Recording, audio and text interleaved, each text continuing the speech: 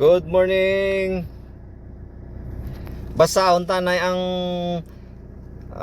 kay Richman, no? Richman kag si Lazarus ang manggaranon nga tao kag si Lazaro tun-an ta ni anay kadali lang, no? Mang kabalo naman ta nga ang natabo sa manggaranon nga tao, no? Ang manggaranon nga tao nagkadto sa isa ka lugar nga mainit may kalayo. Kag si Lazaro naman niya nga pigado nagkadto sa Abraham's bosom. Itun-an ta ni kun nga nagtabo inyo kay tungod nga manggaranon makadto na sa mainit nga lugar nga may kalayo kay tungod nga pigado makadto ya kay Abraham's bosom na tawag nga sabihin ta na lang nga langit, no? So tun-an basahon ta diyan sa Lucas 16:19 to 31. Basahon to na lang sa sa 27, no? Ang manggaranon nga tao nagsiling, "Amay, kun amo ina nagpakitlooy ako sa imo nga ipadala mo si Lazarus sa balay sang akon amay, sa diin may 5 pa ko kautod nga lalaki. Pagkatua sila didto, si Abraham nagsabat, ato man sa ila ang ginsulat ni Moses kag ang mga propeta sa pagpaandam sa ila mga utod nga lalaki. Papamatia ang imo mga utod sa ginhambal nila, ang manggaranon nga tao nagsabat, no? Amay, Abraham, kulang ina, pero kun ang isa nga mabanhaw kag magkadtos sa ila, magabiya sila sa ila mga sala. Pero si Abraham nagsiling, kun hindi mamati kay Moses kag ang mga propeta, hindi man sila mamati bisan pa may patay nga mabuhi liwat, no? Nagambal ang manggaranon, Father Abraham, ipadala to ang si Lazarus sa balay para paandaman ng akon may 5 pa ko kautod nga mga lalaki nga hindi di sila magkadto sa lugar sang ang init, no? Mga kalayo, impierno, no? Hambal ni Abraham, atuman ang mga propeta, no? Atuman to ang mga propeta, ang ginsulat sang propeta ni Moses kag ang mga propeta, no? Hambal na sang manggaranon, maayo gitani kung may mabuhi ang patay, no? Nga magpabalo sa ila. Hambal ni Abraham, bisan pa, no, may mabuhi ang patay, no? Bisan pa ang mga mabuhi ang patay, bisan pa grabe nga mga milagro. Grabe nga mga ayo, gakurog-kurog, dugay gaayo, mga leukemia gaayo, mga HIV gaayo. Kung hindi sila yung magpati, hindi na sila yung magpati, Hallelujah. Huh? So kung hindi magpiliton. Kung tig-agid na muna, no? Ang mapati lang, ang magpalo lang kay Jesus Christ, no? Yung pamangkot nga no? Nga ano to yang natabo ya sa manggaranon nga si anong gidang sala ya to yaw kay ano gidang sala ya, no? Yung manggaranon sa mapa impierno gid, no? Basahon ta diri kung ano ang hambal ni Jesus sa bata nga manggaranon, no? Nga nag-ano sa iya nga istorya. Basahon ta diri sa Mateo 19:16-12, no?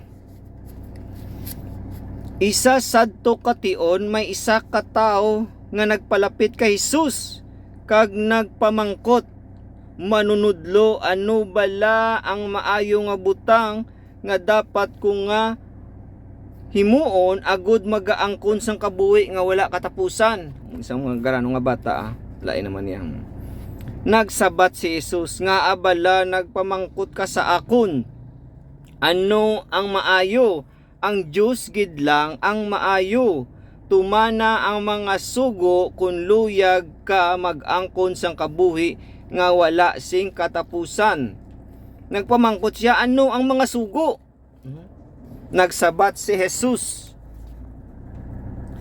hindi ka magpatay, hindi ka manginbabayi o kon maglalaki, hindi ka magpangawat, kag hindi ka magsaksi sang binutig, tumana ang imo amay kag imo iloy, kag higugmaa ang isig katao subong sang kaugalingon mo. Ang pamatan-o nagsabat sa iya, natuman ko na initanan nga mga sugo, ano pa bala ang kulang sa akon? Si Jesus nagsiling sa iya, grabe gali no, butbuot gali siya, natuman niya tanang nga sugo no, wala sa gapatay, wala sa pang babae, wala sa pang lalaki, wala man sa binutig, naga ano man sa sang iya nga iloy, amay kang iloy nagapati man no. Hallelujah.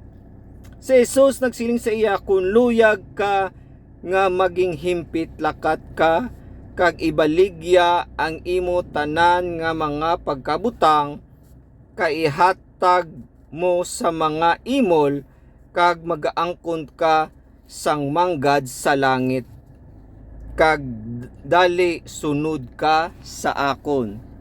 Sang nakabati sini ang pamatan-o, naglakat sila kag nagmasinulubon kay manggaranon siya.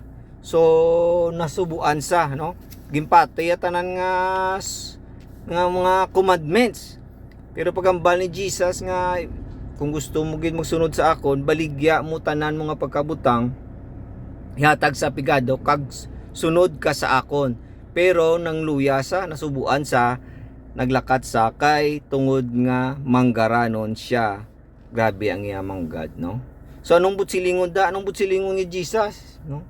It is better for a camel to enter the needle than to rich man to enter the kingdom of heaven. No?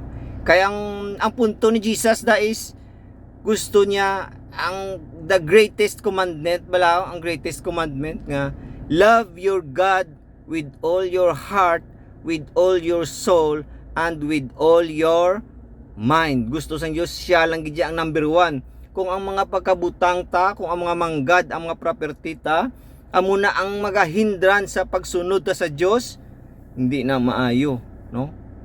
Pero ang manggad, hindi iya malain ang manggad, no? Ibutang ta lang sa intsakto. Parehasang nagagsugin-sugo bala ni Jesus Christ ang iyang mga apostoles nga, lakat ka mo dito kay last supper kita, kat ka mo to sa ina nga balay, ang balasa nga makadto kami da nga kinahanglan na ang gingkadtuan to nila nga balay, manggaranon to kay tungod nga 12-seater to ang pulungkuan, no? Sa inyo nga balay bila 12-seater aw, no? 12-seater yan, manggaranon na iya, no? Hindi ka na ka 12-seater kung gamay mo balay. Tapos sa ibabaw pa upper, ang nakabutang to is sa upper pa sa babaw. Nabot silingon second floor sa amo na nga time, manggaranon gid saya kasi second floor na mong kag ang dumduman nyo ang si Jesus na kung digin lansang sa cross, ang iyang alawas, ang nagkuha sa iyang alawas, manggaranon man to nga tao, no, ginkuha iya ginambalan niyang gobernador, ako lang ni makuha kag asikaso niya, no, gibutangan niya lubngan, gibutangan niya oil, giputos siya, no, pumanggaranon sa ka hindi mo na may kung wala ka kwarta, buti siguro may kwarta sa, no. Ang kwarta okay na gamiton ta sa intsakto, hindi ang kwarta magahindrans ta sa pagsunod sa Dios, no? Kamulo na ano yung aton nga message. Hallelujah, praise the Lord, no? God bless you kung natapos mo ni ang message ta. God bless you in Jesus name. Hallelujah.